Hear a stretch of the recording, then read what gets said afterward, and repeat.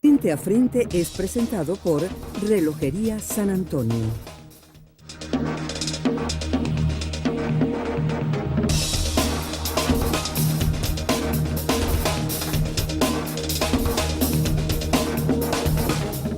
Muy buenos días, bienvenidos a su programa Frente a Frente, como cada mañana a través de la televisora regional Mira TV, Canal 9 de Inter. Aprovecho para recordarles nuestras redes sociales. Mi cuenta de Twitter, @JairCuba, la cuenta de Twitter del programa es @Frente a Frente 9. Bienvenidos entonces a la referencia informativa de cada mañana en los Altos Mirandinos. Dos comentarios que quiero hacer antes de proceder a la entrevista. Hoy tengo un invitado muy especial, se trata de un amigo de vieja data, dirigente político de resiedumbre, que ha estado prácticamente con un papel protagónico importante en todo este proceso. Me refiero a César Pérez Vivas, el exgobernador del estado Táchira y además dirigente, fue secretario juvenil nacional de COPEI incluso, y ahora muy activo en todo el país, y vino al estado Miranda, tengo una gira en el estado Miranda acompañando a los candidatos del Partido Social Cristiano COPEI. César, te agradezco que nos vengas a visitar tan temprano por aquí en los Altos Mirandinos, bienvenido. Muchas gracias, Jairo, muy amable, complacido de compartir con usted esta mañana y con todo el pueblo mirandino, sobre todo esta zona de los Altos Mirandinos, en un momento tan difícil como el que estamos viviendo los venezolanos, una crisis cuya profundidad pareciera aún no llegar todavía a su punto más hondo, es decir, no hemos tocado fondo. Imagínate tú. La crisis está en pleno desarrollo. Caramba. Y el tema de la deuda que usted acaba de plantear es la mejor demostración de la irresponsabilidad de esta clase política que se ha aglutinado en torno a la consigna de la revolución bolivariana. Una gente que ha saqueado a Venezuela, que despilfarró, se robó, votó más de 1 millón de millones de dólares en deuda a la República por más de 140.000 millones de dólares, y hoy no tienen cómo pagar ni los intereses. Y usted escucha a los voceros de la barbarie roja, al señor Maduro, a la señora Daisy Rodríguez, al señor Jorge Rodríguez diciendo que es guerra económica. No, eso es mala administración, eso es latrocinio de la República, lo que hemos tenido, que hoy no tienen cómo pagar ni los intereses. Y obviamente vamos a pagar nosotros el impacto de esa irresponsabilidad, de ese desastre en la vida cotidiana, cuando usted va con un paquete de billetes y ya no compra nada. Yo recuerdo que hace un tiempo, apenas hace 2 o 3 años, con este billete que yo tengo en la mano, yo compraba un cartón de huevos. Ahora tengo que llevar una bolsa grande de billetes, porque ya no se sabe cuánto cuesta. Cada día cambia de precio. Y ese es el resultado de un manejo político realmente irresponsable y económico, de una camarilla cuya gestión está destruyendo totalmente la paz y la calidad de vida del pueblo venezolano. Rescato de la reflexión que acaba de hacer César una palabra, irresponsable. Y no ha sido también irresponsable alguna, o no vamos a generalizar, cierta clase política que le ha faltado grandeza, desprendimiento frente a este momento coyuntural tan difícil que vivimos. Comparto plenamente esa visión también. Nosotros en Venezuela, sobre todo quienes estamos luchando contra la dictadura, no hemos estado a la altura de la exigencia que el país tiene frente a una barbarie como la que gobierna. Y precisamente la alternativa democrática, los partidos, los líderes, todos, y me incluyo porque no pretendo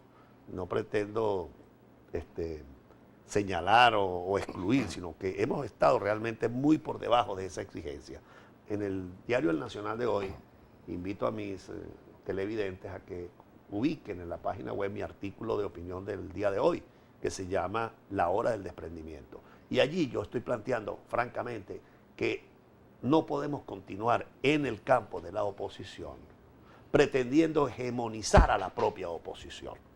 Y si algún diálogo hace falta en esta hora en Venezuela, es el diálogo de la oposición.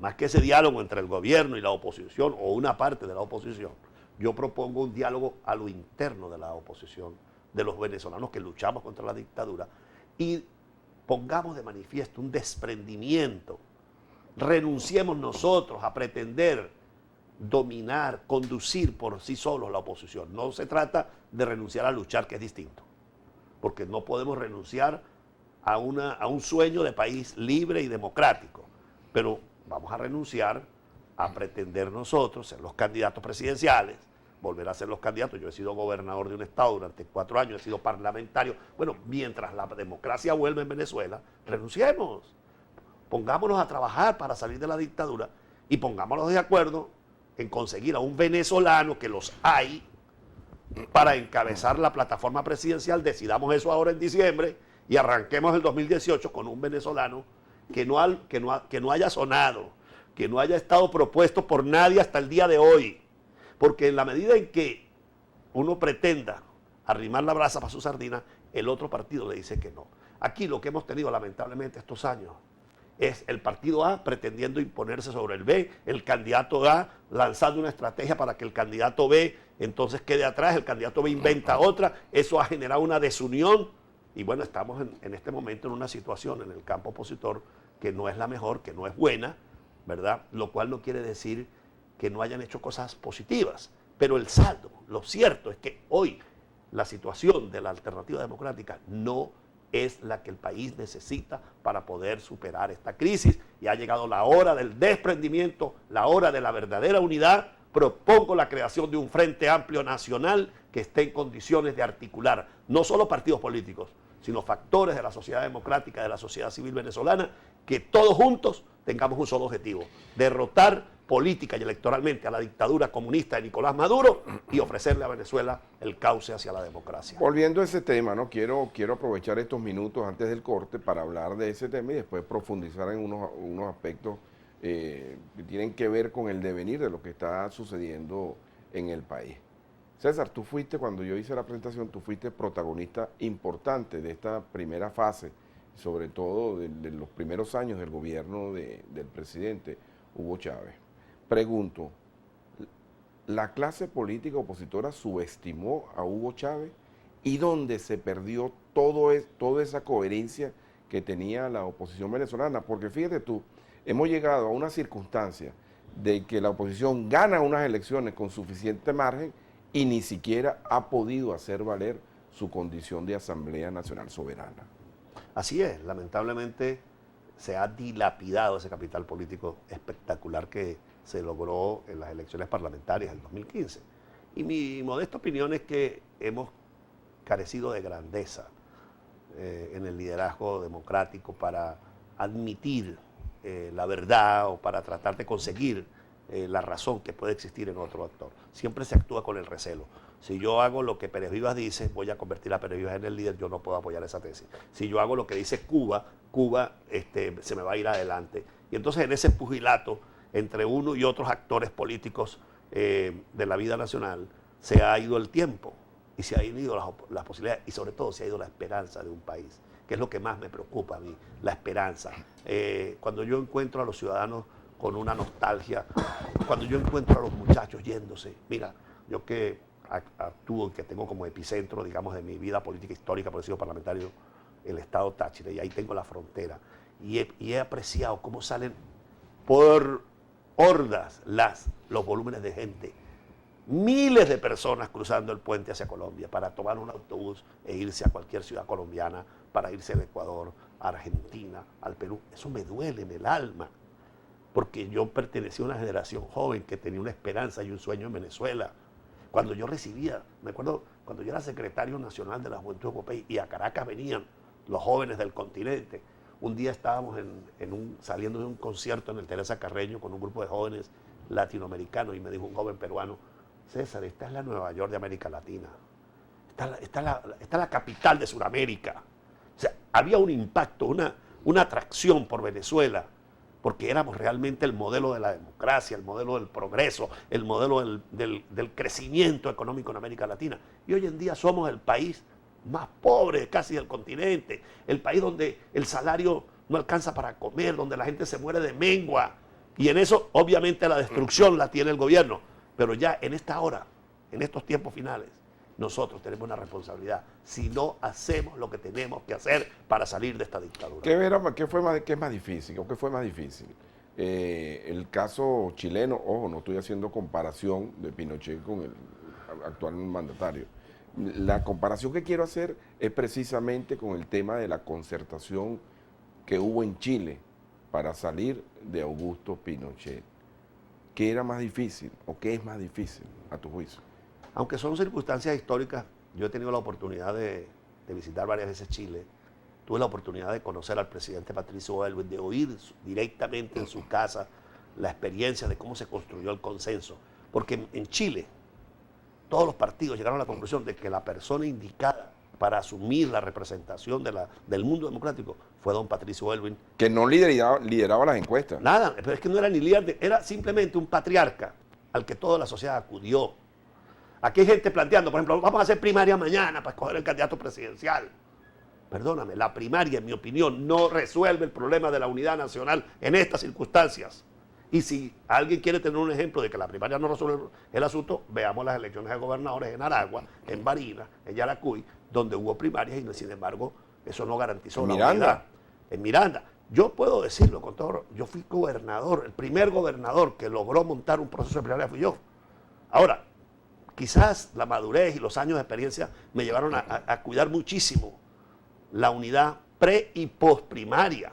Pero el clima que estoy percibiendo en Venezuela, en la fuerza política, es que si aquí una primaria mañana elige a un determinado líder, el resto de la sociedad no lo va a acompañar, porque se ha construido, se ha generado una fractura muy fuerte a lo interno de la oposición. Por eso planteo claramente que ninguno de nuestros partidos y ninguno de nosotros, los que estamos al frente o los que hemos tenido algún rol protagónico en nuestros partidos, presentemos nombres, sino vamos a construir un nombre en la sociedad. Aquí hay una lista de 10, 15 venezolanos que se pueden conseguir y construir un consenso. Y eso, hasta por una razón... Un extrapartido incluso.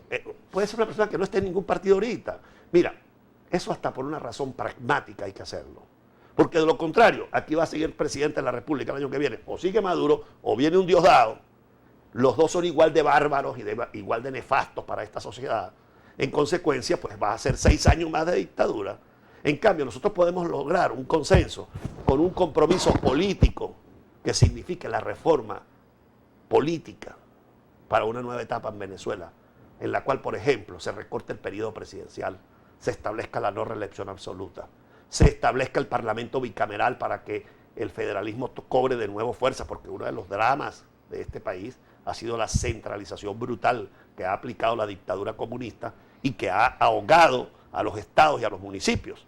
Estamos ahora a las puertas de una elección de alcaldes, de unos alcaldes cada día menos capaces de atender las necesidades de los municipios. ¿Por qué? Porque el centralismo los ha ahogado, porque la crisis económica los ha estrangulado, porque el militarismo se ha impuesto sobre la sociedad civil democrática y la única manera de poder cambiar esa situación y lograr la autonomía de las regiones y la autonomía de los municipios para que la gestión pueda ser eficiente en bien del ciudadano es volver al Estado descentralizado. Y el Estado descentralizado necesita de un parlamento bicameral donde las regiones tengan su representación en la Cámara Federal, que es el Senado de la República. Bien, César, tengo que hacer el corte de esta hora. Quiero dejar una pregunta pendiente para tocar los temas locales de este momento. Eso que está sonando allí es la mensajería que ya comenzó a hacer eco. César Pérez Viva hizo un gobierno de amplitud en el estado Táchira. Lo pregunto porque como tú estás hablando de amplitud y de apertura, quiero saber si tú pregonaste ese si lo practicaste. Ejemplo. Así es, si lo practicaste, así es. Eso lo va a responder al regreso de esta pausa. Ya venimos, mis amigos, en su programa Frente a Frente.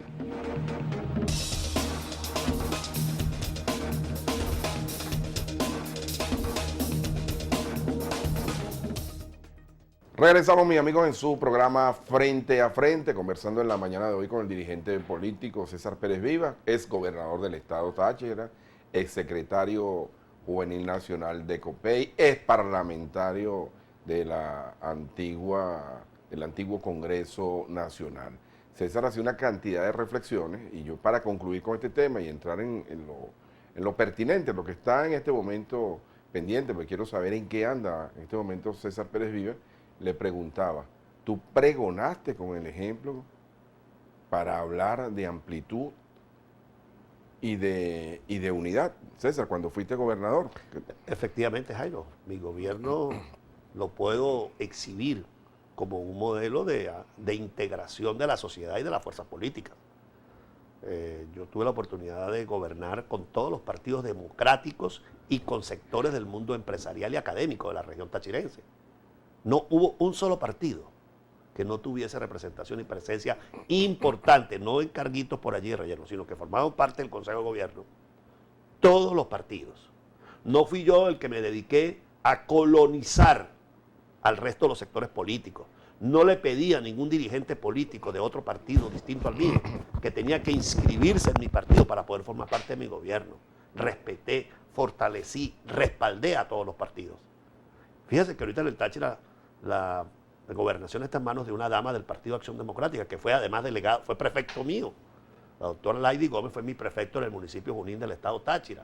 Es decir, tuvo un espacio, tuvo una tribuna. Desde allí esa dama se proyectó en su municipio y en la región de frontera y salió electa diputada a la Asamblea Nacional. Y de allí su partido la seleccionó como precandidata a las primarias. ¿Y qué hice yo? Darle espacio a ese partido, como a todos los partidos. No me gustaba a mí la fórmula esa de colonizar, de que todo el mundo tenía que ponerse, porque en el caso mío, que yo soy un copeyano conocido de toda la vida, tú lo has señalado, he sido secretario juvenil de Copey, fui secretario general nacional del Partido Social Cristiano Copey, fui jefe de la fracción parlamentaria de Copey en el viejo Congreso de la República y en la Asamblea Nacional del 2000 al 2005. Y nunca obligué a ninguna persona a ponerse la franela verde ni la gorra verde para tener participación en mi gobierno. Y esto lo sabe toda la dirigencia política de este país, porque todos se acercaron a mi persona y a mi gobierno y a todos los tratamos con el respeto y la consideración que se merecía. Yo creo que eso es lo que el país necesita, porque lamentablemente se volvió una costumbre que yo gano, ¿verdad? Todos los partidos me ayudan a ganar y cuando yo gano pongo mi entorno político y personal.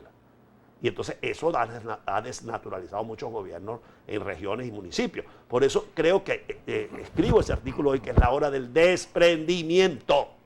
Tenemos que desprendernos de esa ambición de protagonismo unipersonal, de esa ambición de hegemonizar políticamente o partidistamente, si no es mi partido únicamente el que domina este municipio, este estado o la república, entonces yo no puedo compartir con los demás factores. Aquí hay mucha gente en Venezuela que no está ahora en partidos políticos, que tienen escuela política, ¿verdad? Y hay dentro de los partidos inclusive personas que tienen un nivel de conciencia que pueden perfectamente liderizar un proceso de transformación y de cambio político. Bien, César, retomemos el tema de ese, tú te vas a convertir en el abanderado de esa propuesta de que antes que cualquier cosa lo que se impone es el diálogo interno en la oposición. ¿Te oirán los dirigentes? Bueno, yo no sé si me van a oír o no. Mi deber es decir lo que pienso, siempre lo he dicho.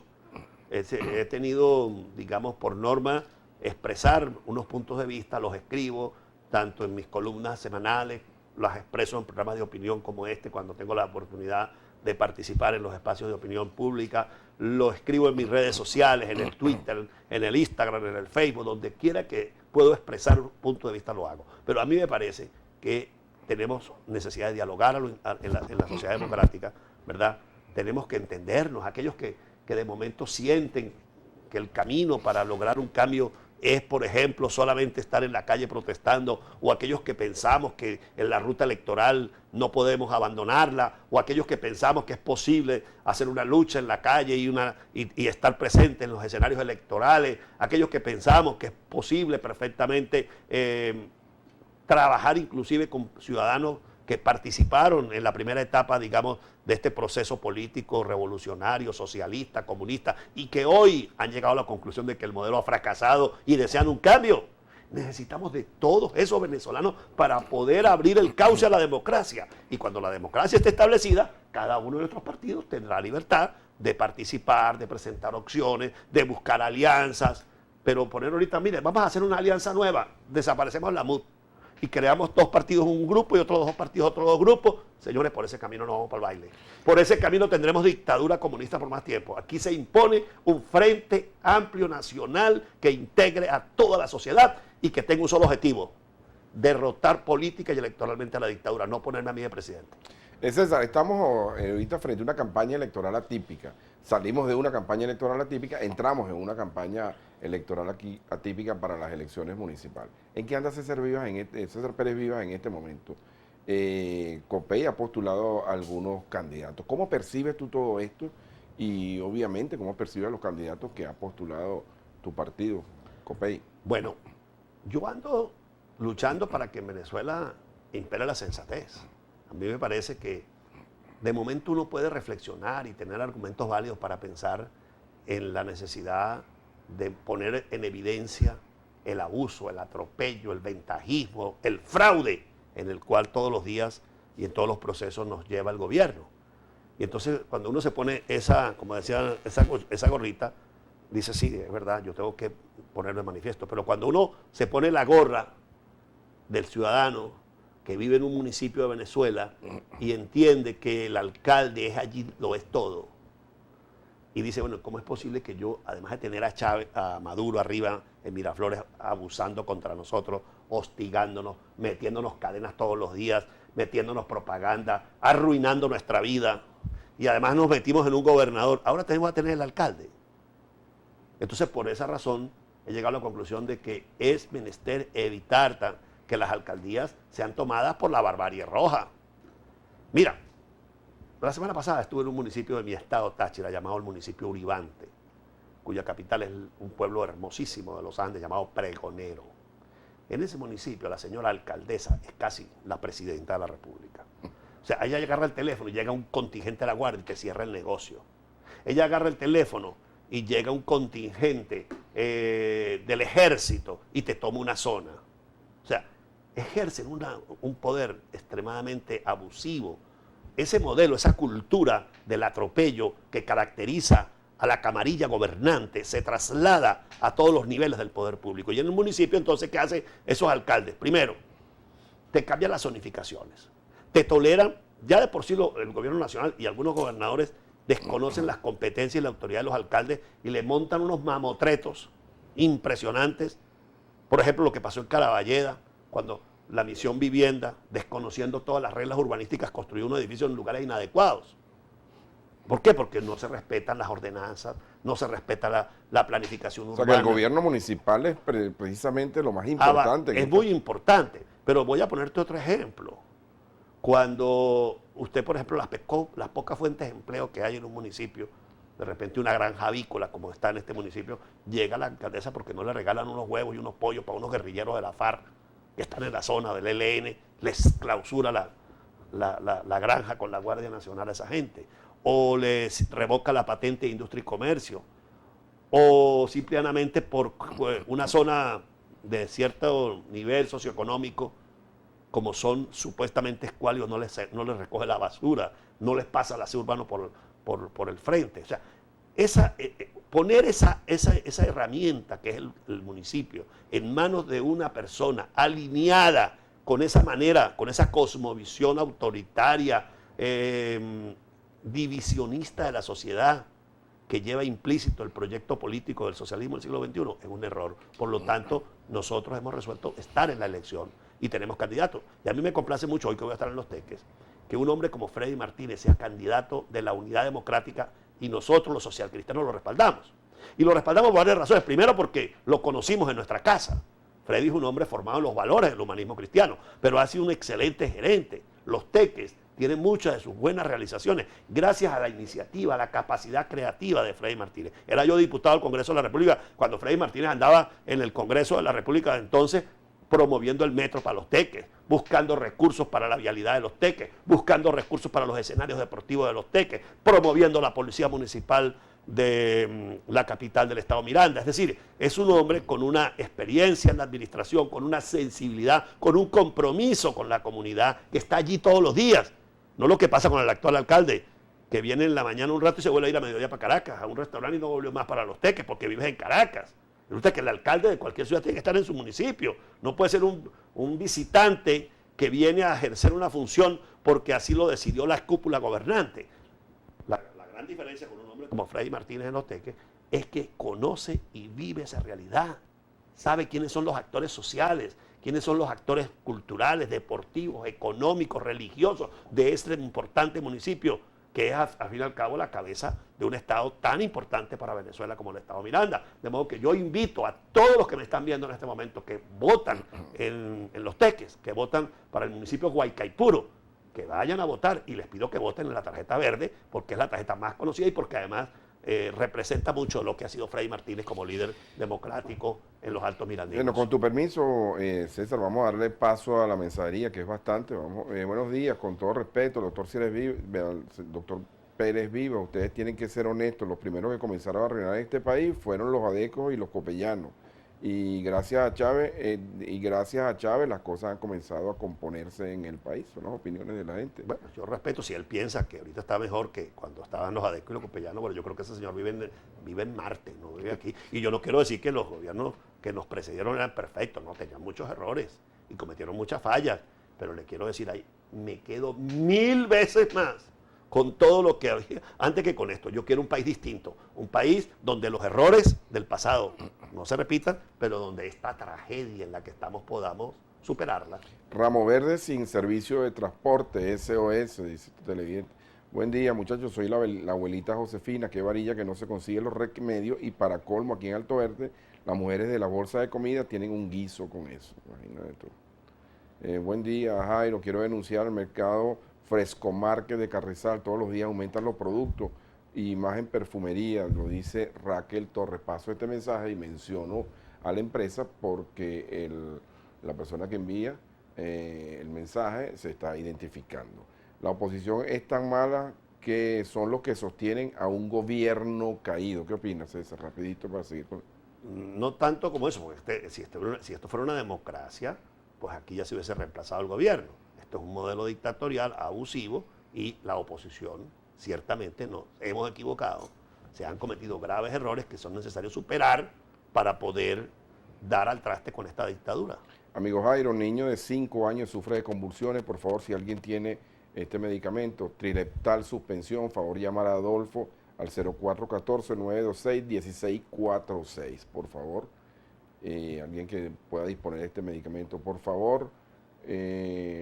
Los precios, no, este es el mismo mensaje. Jairo, buen día, te veo todos los días, quiero que hables de un anticonvulsivo. Ya acabo de pasar el mensaje. Buen día, la línea de autobuses que va de Lagunetica dejan a los pasajeros en el sector Miguel Peña, aún faltando hasta 5 kilómetros para llegar a sus casas. César, un detalle.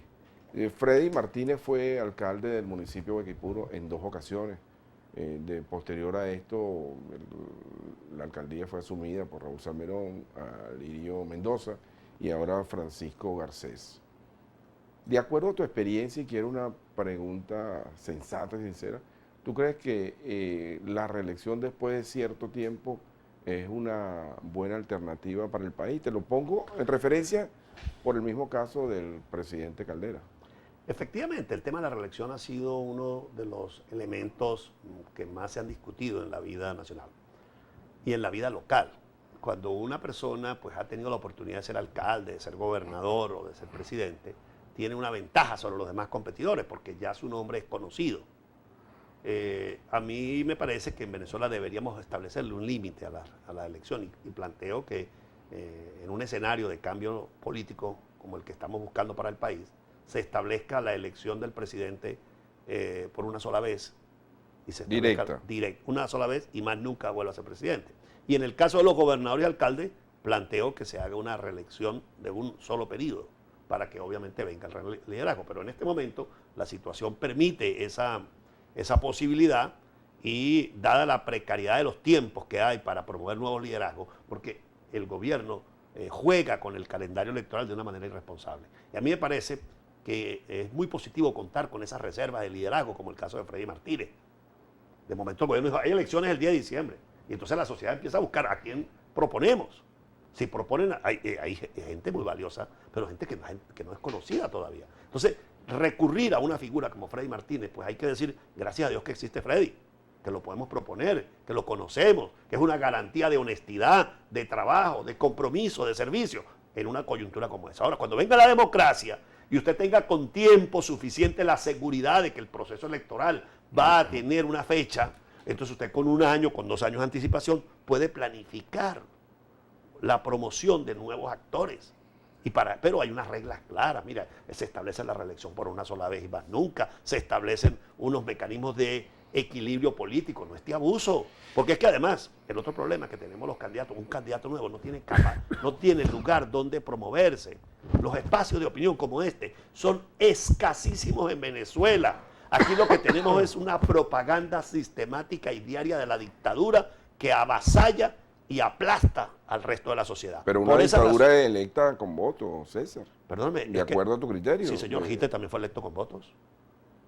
Es que el hecho de que usted haya sido elegido por voto no significa luego en el ejercicio de la autoridad que usted tiene un gobierno. No es un comentario extremo. No, aquí estamos en una dictadura. Aquí hay un abuso, un atropello con los derechos fundamentales de la persona humana y eso se llama dictadura. Aquí la Constitución absolutamente es desconocida por el señor Maduro y toda su camarilla. Hayan instalado una asamblea constituyente violentando el espíritu, razón y propósito de la Constitución de Venezuela y eso lo hemos discutido ya hasta la saciedad. De modo que yo soy de los venezolanos que no me ando por las ramas. Aquí estamos en una dictadura. El hecho de que yo pueda venir aquí a hablar, también Pinochet permitió algunos espacios para hablar. Y eso no quiere decir que no era dictadura la dictadura de Pinochet. Esta es una dictadura que violenta los derechos fundamentales de los ciudadanos venezolanos. Bien, César, ¿cómo se hace? Porque hay una gran desmotivación en la calle con el tema de las elecciones municipales. Yo ayer estaba en una panadería. Por cierto que el tema del efectivo y los puntos de venta, alguien debe ocuparse de esto, porque realmente ayer fue un día catastrófico. No sé si hoy va a ser igual. Aquí en este centro comercial hay un banco que tiene 4 días sin línea. Imagínate todo lo que eso significa para una economía. Y la gente en la cola, me tocó hacer ayer una cola de casi 2 horas y media para pagar un café pequeño. Porque no había manera, ¿no? Pero mira, y entonces, ¿qué comenta la gente en la cola? La gente hace comentarios adversos en torno al gobierno y también en torno a la oposición. ¿Cómo van a ser los dirigentes políticos? En el caso tuyo, que andas ahorita de Quijote, por decirlo de alguna manera, tratando de motivar a la gente para que vote. Asumiendo la responsabilidad es un problema de conciencia. Yo me puedo deprimir y de hecho hay días que todos nos sentimos desalentados. Imagínese usted lo que significa para un ciudadano, por ejemplo, en regiones como el Táchira, orar 5 horas para poner gasolina. Lo que está pasando en el estado Lara. Hoy amanecieron los camiones de carga en colas de 3 y 4 horas para poder poner diésel. Hoy a esta hora que estamos hablando en el estado Lara. 5 horas para conseguir efectivo. ¿Por qué? Porque es la irresponsabilidad de un gobierno que ha creado una masa de dinero inorgánico. Ya lo llamamos dinero digital. No hay billetes suficientes que cubran el volumen de dinero que está de alguna manera circulando en las cuentas. Entonces a cualquiera, a una persona pensionada, le asignan un dinero en su cuenta, vamos a darle 250 de esos llamados bonos que da el gobierno, ¿verdad? Para tratar de paliar el desastre que han creado. Pero ese dinero es inorgánico, es que ni siquiera existe el billete. Entonces, usted va con un cheque y le dice, mire, lo más que le podemos dar, 10.000 unidades. Ayer estaba yo en el centro comercial Ciudad Tamanaco, que hay una oficina de un banco allá. Y la señorita le decía, solamente le puedo aceptar un cheque por 10.000 bolívares. Bueno, con 10.000 bolívares ya no se toma ni un café. Entonces, esa es la situación que tenemos la obligación de cambiar. Y para eso nosotros, si no vamos a votar, porque la única arma que tiene el ciudadano es el voto. Yo soy un ciudadano que no cargo ni corta uña, no vaya a ser que me vayan a acusar por porte ilícito de armas. Entonces no cargo ni corta uña. Mi única arma es la palabra. Mi única arma es el ejercicio de la política. Y por esa razón, nosotros tenemos la obligación de llamar a la conciencia al ciudadano de que es fundamental ejercer el voto. Ah, que me lo van a robar, que me lo pueden robar. Si no vas, ya ni siquiera te lo roban, tú lo regalas. Como que yo dejé este teléfono. Si lo dejo aquí encima el teléfono, pues yo fue que lo dejé. Ni siquiera le creé el problema a la gente de molestarse por robarme. El tema de los candidatos a alcaldes, bueno, aquí se han presentado candidaturas paralelas de la oposición. ¿Eso no desmotiva el voto? Eso es un factor que desmotiva y es una obligación del liderazgo político democrático sentarse y buscar mecanismos para articular unidades. Yo conozco varias regiones del país donde se están sentando los candidatos inscritos y van a ir a consultas democráticas o vía encuestas o vía elecciones primarias. Ojalá y eso pueda resolverse. Ojalá y se lograse. Y he visto municipios donde se ha logrado consenso, donde hay un candidato porque todos los factores dijeron, este señor es el candidato y anda un gran desprendimiento. Lo he visto en estados, por ejemplo, como en Cojedes, en Tinaquillo hay un solo candidato, escogido por la... Y los partidos que no presentaron candidato, el caso de AD, Primero Justicia, Voluntad, su militancia, Bueno, ¿qué hacen en estos casos? Votar, ellos no presentaron la tarjeta, pero candidatos tienen. Yo te puedo decir en el Táchira que hemos llegado a acuerdos con el Partido Acción Democrática y tiene candidatos. Le puedo decir municipios donde Pero ¿y eso no es un insulto al elector? No, eso es una falta de honestidad política con la gente, porque a la gente hay que decirle la verdad. El Partido Primero Justicia dice que no tiene candidato, pero ahí está, hay municipios donde hay candidatos del Partido Primero Justicia. En Chacao hay un candidato. En Carrizal. En Carrizal. En San Cristóbal, la capital del Táchira, hay un candidato del Primero Justicia. En todas partes. Entonces le dicen a la gente que no van a participar, pero en el fondo sí participan. Entonces, yo prefiero hacer lo que estoy haciendo. Sí vamos a dar la lucha, estamos. Porque yo creo que lo más importante, a la gente usted no la puede engañar, hay que darle la cara, hay que decirle la verdad. Es un error político dejar este campo. Que nos hicieron una serie de fraudes en las regionales, sí, no la hicieron. Ahí está el caso de Andrés Velázquez, lo está demostrando con actas, cómo le robaron la gobernación del Estado Bolívar. Está el caso de la movilización de centros de votación que ocurrió en toda Venezuela, pero que en algunos estados fueron determinantes para el resultado a favor del gobierno, porque hubo dos elementos. Uno, los sectores opositores que dijeron no vamos a votar, y a eso le agregas que cambias un centro de votación a un lugar inhóspito para cierta gente, ¿me entiendes? Porque para mí puede ser para un campesino del llano, por allá del Chaparro, o un campesino del Orza. Mire, Caracas es inhóspito, usted suelta a un veguero, como decimos nosotros, del Orza, en las Mercedes, en los Palos Grandes, y para él es inhóspito, pero para el que vive en Chacao, ese es su medio natural, ¿verdad? Hay personas que viven en la Dolorita de Petare, que pasan meses que no pasan por Sabana Grande. Mira, aquí tienes un mensaje. Entonces el hecho de cambiar el centro de votación facilita la abstención, y eso lo hizo el gobierno. Hubo estados donde la votación fue tan masiva. Va a ocurrir ahora. Perdón, eso ocurrió, y por eso aquí en el estado Miranda gana el Partido Socialista, porque aquí hubo una alta abstención. En cambio, usted ve, por ejemplo, mi estado, el Táchira, que fue a votar masivamente, aprendió la lección cuando en el 2012 se abstuvieron, les pegó la derrota nacional. Cuando perdiste tú la reelección. Cuando yo perdí la elección. ¿Por qué? Porque la gente se abstuvo de ir a votar. Estaba deprimida por la derrota de Chávez. Seguramente hubo algunos que no les pareció bien mi trabajo, entonces prefirieron no ir a votar. Pero cuando llegó el verdugo que tuvo el Táchira durante 4 años, este militar golpista y bárbaro llamado Bielba Mora, bueno, la gente aprendió que había que ir a votar y fue en masa a votar. Por eso el Táchira le dimos no un triunfo, es una barrida. Pero es que la gente estaba obstinada. El señor que cerró la frontera, el que impuso el chi de la gasolina para que la gente haga 6 horas de cola, el que mandó a matar estudiantes, porque hay estudiantes hay casos de gente, de muchachos muertos por bandas armadas que salían de la residencia oficial de gobernadores. Es decir, lo que se llama un verdugo. Bueno, la gente parece que tiene que llevar así para que responda. Entonces aquí en Miranda se van a dar cuenta ahora lo que significa tener un representante de la barbarie roja aquí en la Casa Amarilla de los Teques. En 2 años, muchos van a estar arrepentidos de no haber ido a votar. Más allá de que pueda tener críticas, que las tenemos todos, por los candidatos o por el candidato, porque es que ninguno de nosotros es perfecto. Y entonces aquí se aplica el principio de que lo perfecto es enemigo de lo bueno. Pérez Viva, usted es un loco. ¿Cómo usted propone que una persona que sea presidente no puede serlo más nunca? Eso es quitarle el derecho al ser humano, dice este televidente. Bueno, yo respeto el derecho que él tiene a discrepar de mí. Lo que me parece es que no tiene por qué insultarme, ¿verdad? Yo no tengo necesidad de descalificar a nadie. Tiene todo el derecho a no estar de acuerdo conmigo. En muchos países existe la reelección por un solo periodo y más nunca. Por ejemplo, en Estados Unidos el presidente se reelige una vez en 4 años. En México, el presidente de la República se elige una sola vez. ¿Por qué? Porque es que el que es presidente, y sobre todo en un país donde el presidencialismo es tan fuerte como Venezuela, donde el presidente es un rey, pues abusa. Mientras que yo ando en mi carro recorriendo Venezuela, los señores de la presidencia de la República andan en los aviones del Estado. Diosdado Cabello, ¿qué función tiene él para andar con los aviones del Estado venezolano? Él es diputado, ya no es ni diputado de la Asamblea Nacional.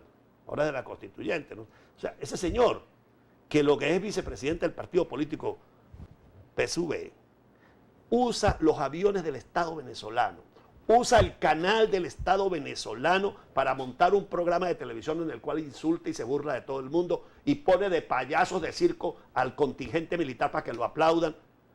Ese es un delito que comete el señor Diosdado Cabello, y el señor Tarek William Saá, que es el fiscal general de la República, se hace el de la vista gorda, y el señor Contralor General de la República no sanciona. Ah, pero César Pereira está inhabilitado, María Corina Machado está inhabilitado, Enrique Capriles está inhabilitado, Leopoldo López está preso e inhabilitado. Es decir, los dirigentes de la oposición, pero absolutamente por un papelito, inhabilitado, no puede hacer la política. Diosdado Cabello, el representante más nítido de la barbarie que tiene Venezuela, que por cierto dicen que vive por esta zona del Estado Miranda. Ese señor usa el patrimonio del Estado al servicio de un partido político. Eso está prohibido en la Constitución de la República. Entonces la desventaja entre el que representa un partido, el señor Diosdado, que es el representante del Partido Socialista, y los dirigentes de los partidos de oposición es bárbaro. De broma, es más, no lo podemos montar a veces ni en aviones. No nos permiten los vuelos comerciales, que ya no hay casi vuelos en Venezuela. César, otro candidato de Copey, Enrique Mendoza, en el municipio Sucre, y Pedro Pablo Fernández. Son excelentes candidatos que hay. Enrique Mendoza, pero por ejemplo. También compitiendo con otros candidatos. Por eso, vamos a tratar de que se simplifique la propuesta en los próximos días. Enrique Mendoza, sin lugar a dudas, es un líder con un servicio y una trayectoria en el Estado Miranda que Dios quiera y el pueblo de Petare lo perciba. Un joven como Robert García en el municipio Chacao, el propio Pedro Pablo en Barú. Es decir, hay candidaturas que Copey le está ofreciendo al pueblo, ¿verdad? Josy Fernández en Los Alias, y así por el estilo. En toda Venezuela hay liderazgos que pueden ofrecer un servicio al pueblo venezolano para evitar precisamente que siga la barbarie roja destruyendo la nación venezolana. ¿Tienes actividad en el día de hoy en los Altos Mirandinos? Sí, vamos a estar en Los Teques más tarde en un diálogo con la democracia cristiana mirandina, impulsando precisamente todas estas reflexiones sobre el momento político que estamos viviendo y sobre la mejor manera como nosotros podemos contribuir a que Venezuela recupere la democracia y la libertad. Bueno, César, te agradezco muchísimo que nos hayas visitado en la mañana de hoy. Este es un programa plural, como tú lo viste. Aquí vienen de las dos aceras y los del medio también, los que transitan por el medio también.